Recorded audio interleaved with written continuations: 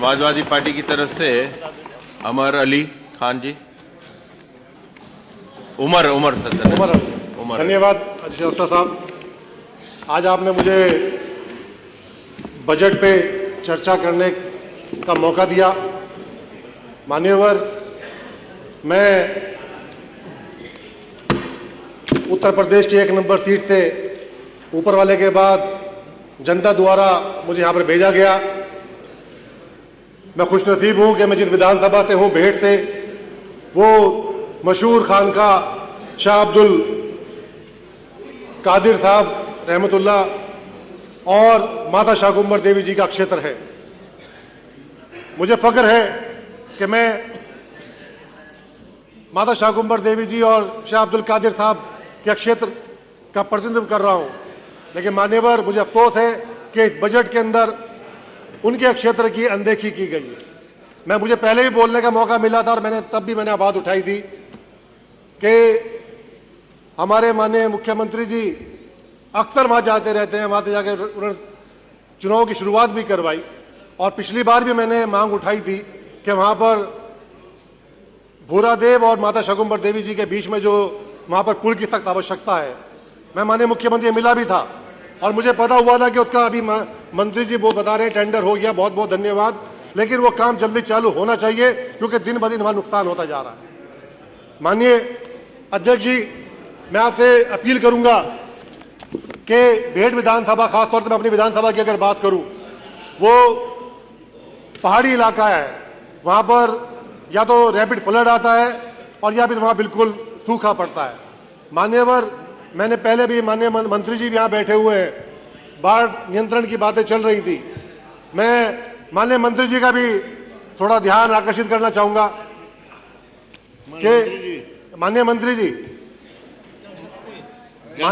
मैं 2 मिनट, माननीय मंत्री जी, मैं थोड़ा सा आपका भी तवज्जो चाहूंगा जी कि मेरा जो क्षेत्र है वो बाढ़ का क्षेत्र है या सूखे का क्षेत्र है। माननीय मंत्री, पीठ के साथ है माननीय मंत्री जी का, मैं पीठ की आज्ञा से ही मैं माननीय मंत्री जी को कहना चाहता हूं। और मैं चाहता हूं कि वहां पहाड़ी क्षेत्र है और दोनों पहाड़ों के बीच में वहां बांध बनना चाहिए। वहां अगर बांध बन जाएगा तो वहां पर हम पानी का स्टॉक कर सकते हैं, जिससे कि सिंचाई के लिए पानी काम आ जाए। और वहां पर एक नलका लगवाने के लिए भी किसान को कम से कम 4-4.5 लाख का खर्चा आता है, गहराई बहुत है वहां पर। मान्यवर, मैं आपसे चाहूंगा कि वहां पर एक डैम बने, वहां पर एक जिससे कि बांध बने कि जो बरसाती पानी का स्टॉक हो सके और बाद में वो सिंचाई के काम आ सके। मान्यवर, ये हमारा डार्क जोन के अंदर भी दिया हुआ है क्षेत्र। ये डार्क जोन से मैंने पिछली बार ये मांग उठाई थी और कहा था कि डार्क जोन से हटा दिया गया है, लेकिन अभी तक कोई वहां पर ऐसी कोई सूचना नहीं मिल पाई।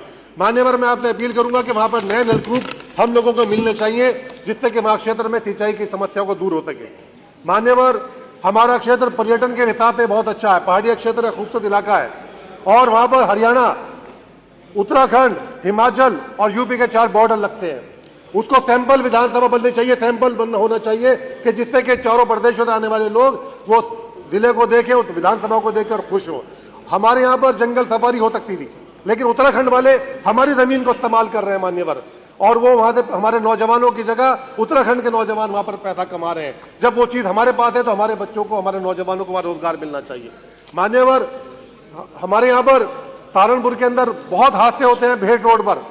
माननीय मंत्री जी भी यहाँ बैठे हुए हैं, हमारे सहारनपुर जिले के ही हैं। और भेंट रोड के ऊपर रोजाना हादसे होना, रोजाना एक्सीडेंट होना, रोजाना नए नौजवानों की मौत होना, ये एक बहुत बड़ा कारण है।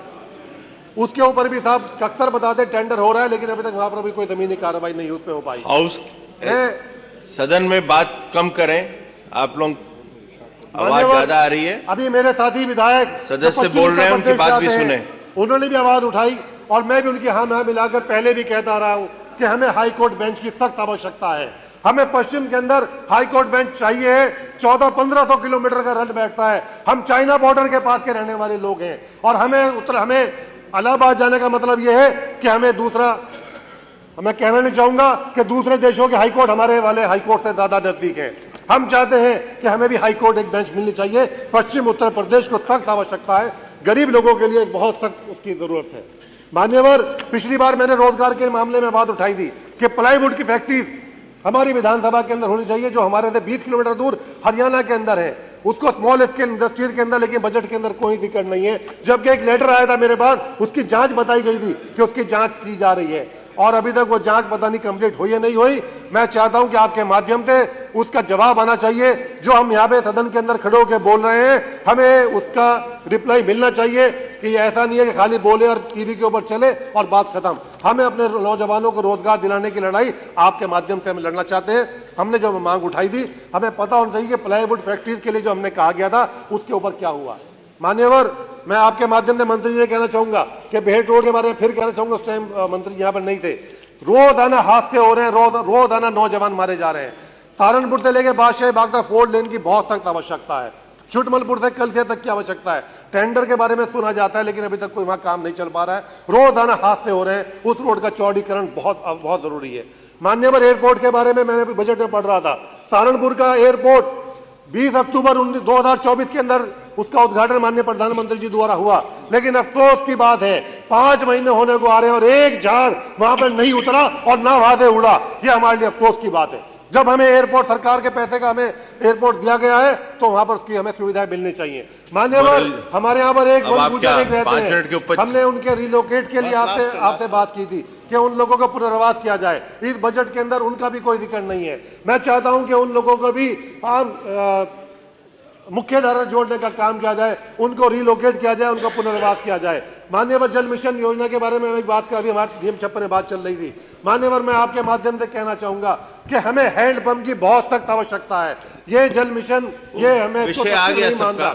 हमें हर विधायक को कम से कम 100 हैंडपंप, जैसे पीछे सरकार हमें 100 कम से कम 100 मिल जाए, 500 नहीं, हम 100 में खुश हो जाए हमें, लेकिन हैंडपंप की बहुत सख्त आवश्यकता है। मान्यवर, सदस्य को बुलाया जाएगा।